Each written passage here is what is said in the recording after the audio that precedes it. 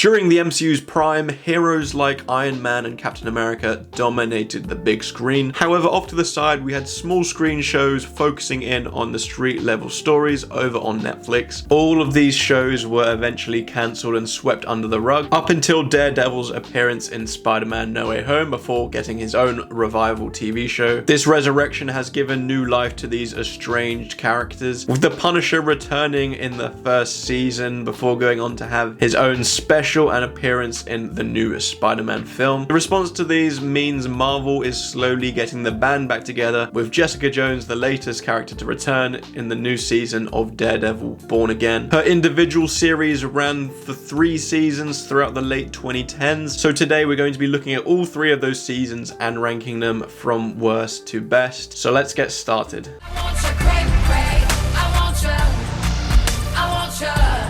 Season 2 finds itself easily in at last place through a sheer drop-off from its predecessor. The lack of a villainous presence ruins many areas of this season. Because of this, there is no urgency to move the plot along or any real fear of our characters being in danger. So because of that, this season just meanders and drags throughout its 13 episodes. There isn't enough meat to the story to have it last those 13 episodes, so it heavily relies on very lazy writing where characters do the most stupid things to help the story move along, and it happens on many occasions and becomes very frustrating. Characters become extremely unlikable as they're just not acting like themselves. It was a hard season to get through, not just in terms of quality but general entertainment, because to be honest, it was very boring.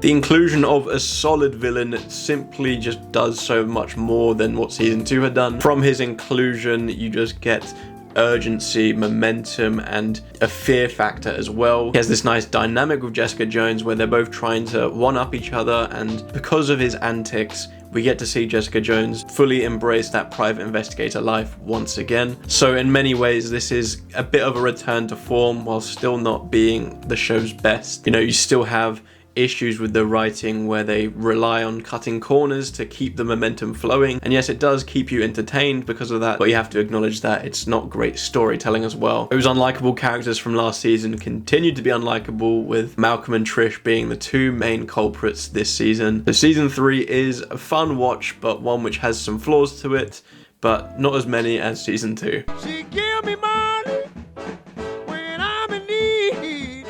As a Marvel character, Jessica Jones goes against the usual template, so exploring her life was instantly captivating. Given her grounded environment, a dark and mature tone is established, which runs throughout the entire series. It highlights her flaws and character qualities without needing to appease a younger audience. She's an extremely moody person, portrayed very well by Christian Ritter, who forms such a strong dynamic with David Tennant as the villain of this season. His dark and menacing performance applies further suffering upon our protagonist through the use of his extremely unsettling powers and demeanor. This series peaked here with its first season thanks to that somber tone, the mature, character-driven storytelling, and just some strong performances from the leads. So for that, it easily comes in at first place for me. So that was my ranking of all 3 seasons of Jessica Jones. Please let me know what your ranking is down below. This is one of the easiest rankings I'll ever do, with season 1 easily being the best and season 2 easily being the worst. So yeah, I hope they handle the character better than those latter seasons